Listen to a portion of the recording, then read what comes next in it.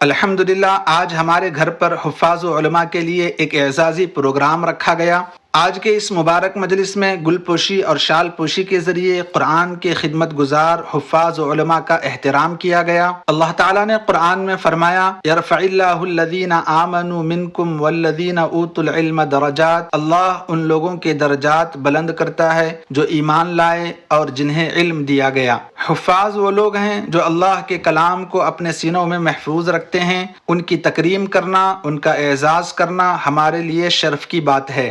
ہمارے نبی صلی اللہ علیہ وسلم نے فرمایا، خیرکم من تعلم القرآن وعلمہ، تم میں سے بہترین وہ ہے جو قرآن سیکھے اور سکھائے۔ آج کے پروگرام میں حفاظ و علماء کو تحفہ دے کر ہم نے اپنی خوشی کا اظہار کیا، لیکن اصل عزت اللہ کے نزدیک ہے۔ دعا ہے کہ اللہ ان حفاظ و علماء کے علم میں برکت عطا فرمائے اور ہمیں بھی قرآن سے جڑنے کی توفیق دے، آمین۔